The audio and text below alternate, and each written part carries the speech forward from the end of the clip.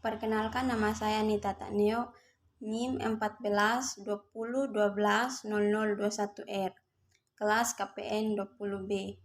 Baik, saya adalah salah satu mahasiswa dari Universitas Tike Nusantara Kupang. Baik, di sini saya akan menjelaskan sedikit tentang implementasi sosial dan budaya dalam asuhan keperawatan. Yang pertama, studi kasus. Anak Deni berjenis kelamin laki-laki berusia 6 tahun dan beralamat di Desa Fatukopa, Kecamatan Fatukopa, Kabupaten TTS. Anak Deni adalah anak kandung dari Bapak Yandes dan Ibu Ati. Menurut Ibu Ati, anaknya sudah beberapa hari sakit panas, sering mengigo dan sulit makan sehingga badannya terlihat kurus. Menurut kepercayaan orang tuanya, anak panas karena bermain-main di tempat yang angker di sekitar rumahnya. Selanjutnya, orang tuanya meminta pertolongan ke dukun di desanya. Anak Anika diberi segelas air putih untuk diminum, namun upaya tersebut tidak berhasil. Anak Anika tidak segera dibawa ke rumah sakit karena ia takut dan menangis bila berhadapan dengan petugas kesehatan. Pada saat mahasiswa perawat Tike Nusantara mewawancarai anak Deni, sudah 2 hari rawat di sebuah rumah sakit. Yang pertama, pengkajian. Pengkajian dilakukan oleh mahasiswa Tike Nusantara Kupang, nama Nita Takneo, tanggal 20 Agustus 2001, tanggal masuk rumah sakit 20 Agustus 2001, kepada pasien anak nama Deni Bahan, umur 6 tahun, orang tuanya Yandes, ayah Yandes dan Ibu Ati.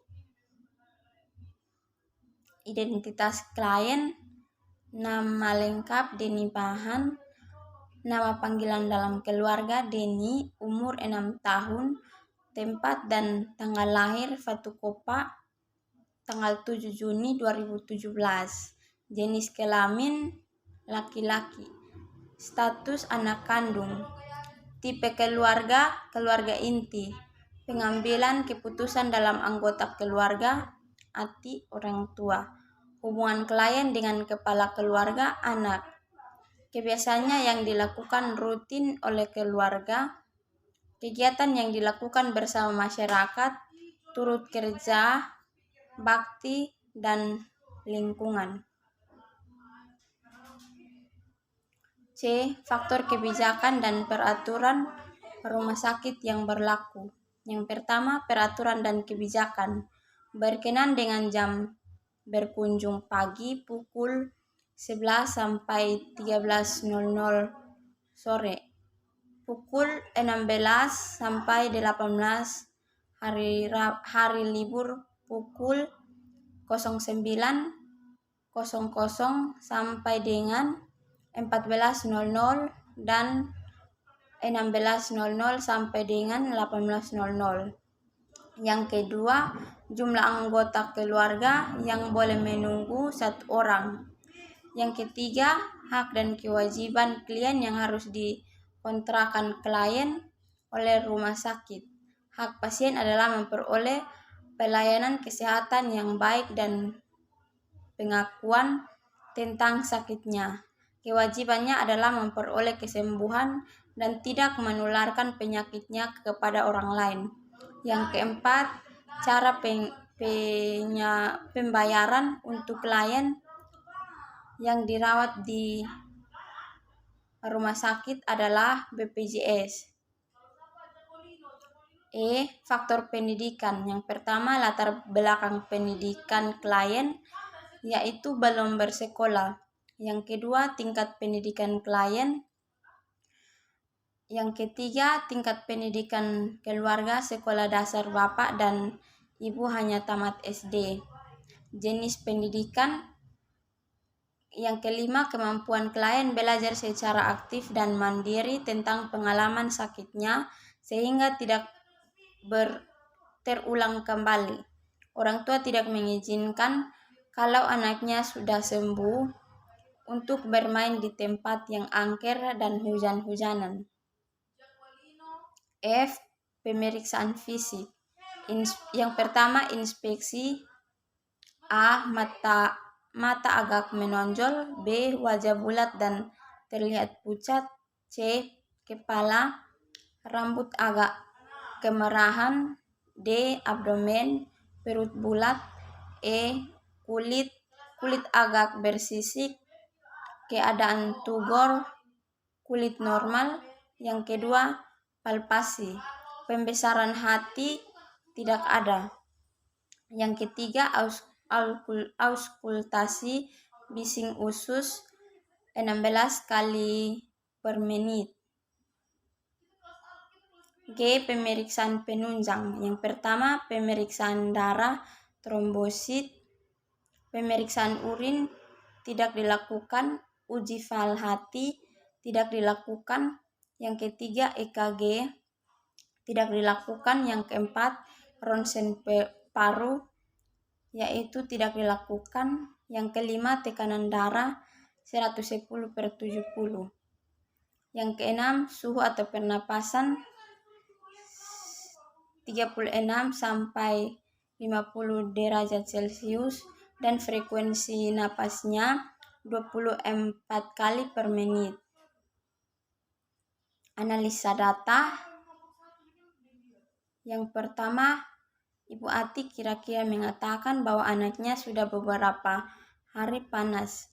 Ibu Ati mengatakan bahwa sakit anaknya disebabkan oleh bermainan di tempat yang angker di sekitar rumahnya. Ibu Ati membawa anaknya berobat ke dukun. Sebelum ke rumah sakit, anaknya diberi minum air putih dari dukun. Ibu Ati mengatakan anaknya sudah beberapa hari panas dan mengigo, suhu tubuh 38 derajat Celcius. Pemeriksaan lab, tifus 1/300. Masa ketidakpatutan terhadap pengobatan. Etiologi sistem nilai yang diyakini. Yang ketiga, Ibu Ati mengatakan bahwa anaknya takut dan menangis bila berhadapan dengan petugas kesehatan. Anak Deni tampak takut. Anak Deni tampak tidak kooperatif saat akan dilakukan tindakan keperawatan. Anak Deni menangis ketika melihat petugas kesehatan. A. Ketidakpatuhan keluarga terhadap pengobatan berhubungan dengan sistem nilai yang diyakini yang ditanda dengan Ibu Ati mengatakan bahwa sakit anaknya disebabkan oleh roh halus. Ibu Ati membawa anaknya berobat ke dukun. Hipermia berhubungan dengan infeksi penyakit yang ditandai dengan Ibu Ati mengatakan anaknya sudah beberapa hari panas dan mengigo. Suhu tubuh 38 derajat Celcius. Pemeriksaan lab, tifus 1/300. Ibu Ati mengatakan bahwa anaknya takut dan menangisnya bertemu dengan petugas kesehatan. Anak Carlos tampak takut. Anak Deni tanpa tidak komprehensif saat akan dilakukan tindakan keperawatan. Anak Deni menangis ketika melihat petugas kesehatan. Yang keempat, intervensi keperawatan. Tujuan dan kriteria hasil. Yang pertama, setelah pemberian asuhan keperawatan selama 2 kali 24 jam, diharapkan ketidakperaturan terhadap pengobatan dan berkurang dengan kriteria hasil. Ibu Ati tidak beranggapan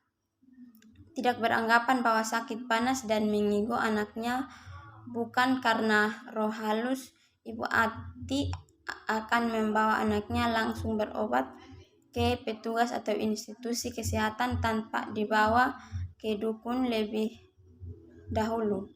Jika anaknya sakit, tidak perlu diberi air putih dari dukun. Intervensi yang pertama, lakukan pendekatan pada pasien dengan keluarganya. Yang kedua, identifikasi perbedaan konsep antara klien dan perawat.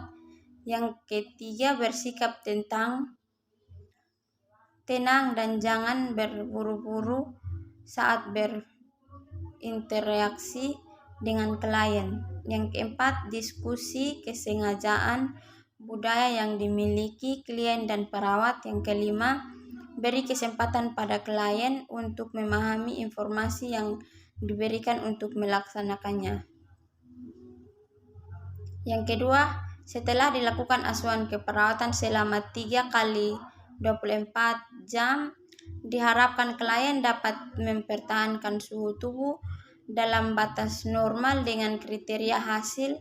Ibu Foldi mengatakan anaknya tidak panas dan tidak mengigo, suhu 37 derajat Celcius.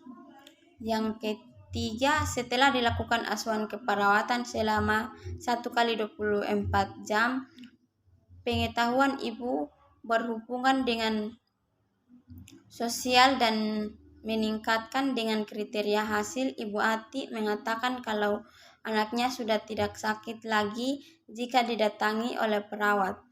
Anaknya tidak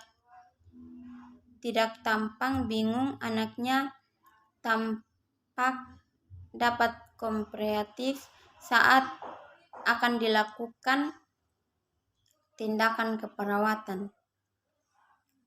Yang pertama, pertahankan suhu tubuh dan keadaan normal. Yang kedua, pantau tanda-tanda vital. Yang ketiga, cegah terjadinya komplikasi. Yang pertama, lakukan pendekatan pada pasien dan keluarga. Yang kedua, terjemahkan terminologi gejala pasien ke dalam bahasa kesehatan yang dapat dipahami oleh klien dan orang tua. Beri informasi klien tentang pelayanan kesehatan. Yang keempat, libatkan keluarga dalam perencanaan keperawatan. Yang kelima, lakukan negosiasi yang kesepakatannya berdasarkan pengetahuan, pandangan klien, dan standar etik apabila konflik tidak berkesudahan. Yang kelima, implementasi dan evaluasi. Tanggal 20 Agustus, implementasi melakukan pendekatan pada pasien dan keluarga. Yang kedua, mengidentifikasi perbedaan konsep antara klien dan perawat. Yang ketiga, menghadapi pasien dengan sikap tenang dan tidak berburu-buru saat berinteraksi dengan klien. Yang keempat, mendiskusikan kesengajaan budaya yang dimiliki klien dan perawat. Yang kelima, memberi kesempatan pada klien untuk memahami informasinya yang sudah diberikan dan melaksanakannya. Evaluasi tanggal 20 Agustus 2021 pukul 14.00 WIB. Ibu Ati sudah memahami bahwa sakit panas dan mengigo anaknya bukan karena roh halus. Ibu Ati memberikan obat-obatan dari rumah sakit Pratama. Tujuan mencapai intervensi dihentikan. Nama dan tanda tangan. Yang kedua, tanggal 21 Agustus tahun 2021, mempertahankan suhu tubuh dan dalam batas normal. Yang kedua, memantau tanda-tanda vital. Yang ketiga, mencegah terjadinya komplikasi. Tanggal 21 Agustus 2021 pukul 14.00 WIB. Ibu Ati mengatakan bahwa panas sudah mulai turun, suhu 370 derajat Celcius.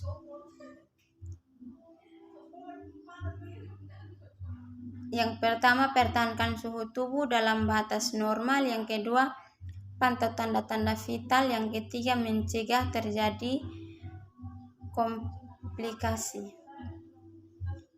Yang ketiga, tanggal 22 Agustus